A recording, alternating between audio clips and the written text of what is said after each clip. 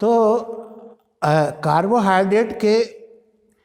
का discuss metabolic process body में cell में बताने के बाद में अब हम आते हैं आपका सेकेंड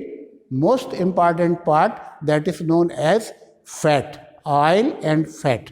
ऑयल एंड फैट हमारे लिए मतलब लाइफ के लिए बहुत इम्पॉर्टेंट है इस पॉइंट ऑफ व्यू से कि अगर लिपिड्स की वैल्यू हमारे शरीर में बढ़ जाती है तो अल्टीमेटली हमारी बॉडी की जितनी भी आपकी वेसल्स होती हैं वो आपका लिपिड के वहाँ जमने से उनकी जो बोर साइज़ है, उनका जो डायमीटर है वो सकड़ा हो जाता है और इस तरह से ब्लड का जो फ्लो है वो आपका कम पड़ने लगता है। हार्ट को ब्लड की आवश्यकता पड़ती है लेकिन वेन्स की और आर्टरीज की जो डायमीटर है वो कम होने से ब्लड उतनी तेज़ी से उतनी क्वांटिटी में हार्ट तक नहीं पहुंच पाता है और कई बार हार्ट ब्लड की डेफिशिएंसी में थक जाता है और अल्टीमेटली हार्ट स्टॉप हो जाता है, जिसको हम आपका मायोकार्डियल इन्फेक्शन, मायोकार्डियल अटैक या हार्ट अटैक बोलते हैं। तो फैट का मेटाबॉलिज्म ये आपकी हार्ट डिसीज़ के माध्यम से या आर्टरोस्क्लेरोसिस की डिसीज़ के पॉइंट ऑफ व्यू से मोस्ट इम्पॉर्टेंट है, इसलिए हमको इसको आज बड़े ध्यान से देखना चाहिए। तो अल्टीमेटली आप ये देखेंगे कि जो फैट है वो हमारे बॉडी में जब पहुंचता है आपका एब्जॉर्प्शन के बाद में तो वो आपका फैट जो है ना वो फैटी एसिड में कन्वर्ट होता है और ये जो फैटी एसिड्स हैं अल्टीमेटली हमारे एडिपोस टिश्यूज़ में जाता है, जहाँ पर ये ग्लिसरॉल के साथ में पुनः कंबाइंड करके आपका ट्राइग्लिसराइड्स बनाते हैं। मतलब फैट जो है ना अल्टीमेटली ट्राइग्लिसराइड ही है एक तरह का। ये ट्राइग्लिसराइड आपका जो है ना जब हम भोजन के लेते हैं और वो भोजन हमारे एलिमेंट्री ट्रैक्ट में डाइजेस्ट होता है तो आपका जो फैट है it converts into fatty acid and glycerol. और फैटी एसिड और ग्लिसरॉल तो जो है ना वो हमारे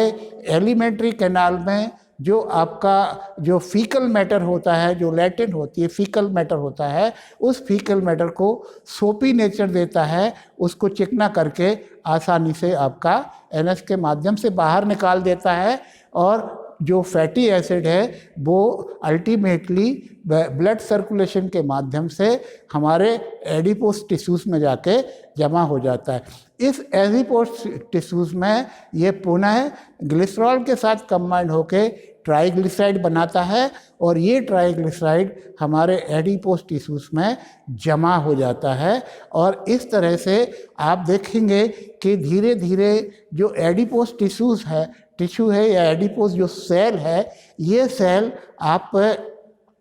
एक तरह से अंगूर का एक दाना आप कल्पना करिए कि अंगूर का दाना या किशमिश जिसे बोलते हैं या मुनक्का जिसे बोलते हैं वो सूखी रहती है। सूखी मुनक्का जो है ना वो एक अंगूर का ही एग्जाम्पल है। अंगूर में जब रस भरा रहता है तो फूला आपका कितना बढ़िया आपको दिखता है और जब वही अंगूर सूख करके किशमिश बन जाती है तो उसका अंदर का पूरा जो रस है वो निकल जाता है और वो ड्राई अप हो जाता है। In the same way adipose tissue जो है ना जब उसमें आपका फैट की मात्रा बहुत कम होती है, आवश्यकता के बराबर होती है, तो आप देखेंगे कि ऐसा व्यक्ति जो है ना उसमें आपका वो ज़्यादा मोटा नहीं होता है। उसकी मसल बॉडी मसल का जो कॉम्बिनेशन है जिसको हम आपका बॉडी मसल बोन कॉम्प्लेक्स कहलाते हैं, इसको बीएमसी बोलते हैं, वो कॉम्प्लेक्स उसका बराबर रहता है। लेकिन एक व्यक्ति जो फैट का सेवन ज़्यादा करता है,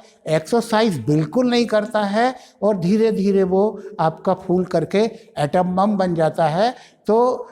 लोग देख करके खुश होते हैं कि वो बहुत ज़्यादा मोटा है। लेकिन आप ये सोचिए कि जब वो ज़्यादा फैट कंज्यूम करके ज़्यादा उसकी मोटाई बढ़ जाती है तो उसकी वेन और आर्टरीज जो है सकड़ी पड़ जाती है और वो एक तैयारी कर लेता है अपने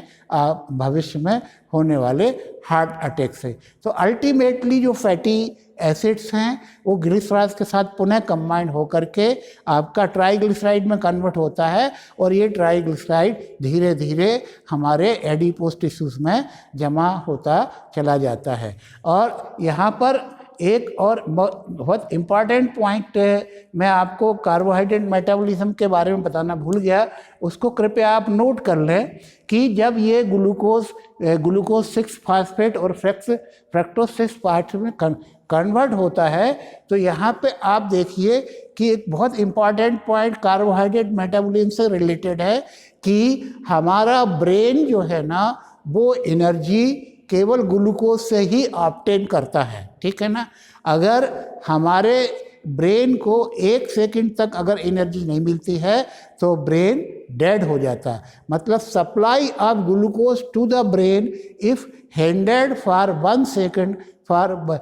second or more then the brain will be dead. How important glucose is for our body, हमारे शरीर के लिए, हमारे ब्रेन को सही काम करने के लिए ग्लूकोज कितना इम्पॉर्टेंट है ये आपको आप कार्बोहाइड्रेट मेटाबॉलिज्म देखेंगे। अगर ग्लूकोज नहीं बना ग्लाइकोजन से और वो ग्लूकोज ब्लड से ब्रेन में नहीं पहुंचा तो आदमी का ब्रेन काम करना बंद कर देता है। तो यहाँ पर आप देखेंगे कि बॉडी के